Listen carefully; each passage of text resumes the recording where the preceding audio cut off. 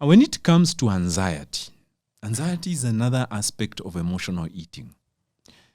Anxiety, unfortunately, there are people who don't deal with situations. I don't know whether you have ever met people who don't deal with situations well. And somebody moves from a stressful event to an anxiety event situation. There's many different types of anxiety. The most common one is called general anxiety disorder, meaning you feel like you're in a flight state. All right? You feel like you fear something. There's danger looming. Exactly. There are people who cannot be left in a room. Like, I will give you an example. I have a patient who comes from certain places in Kiambu. Yeah. And she's elderly, but she cannot be left in a house alone.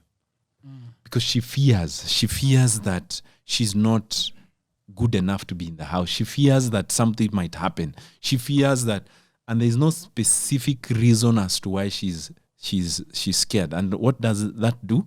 The husband now comes into compensation for it. And this came maybe in the last 5 or 10 years. It just started. In this case, you take this individual, they have to see a psychologist or a psychiatrist. Because again, if we don't deal with that stress, then their sugars are just up, despite the fact that you're actually consuming good foods. Does that make sense? The sugar or the gaining of weight will actually come by itself, because at that fear, you are going into the kitchen to look for something to try and finish your nerve conscious self. And that is that type of anxiety requires treatment, and it's very important that we deal with it.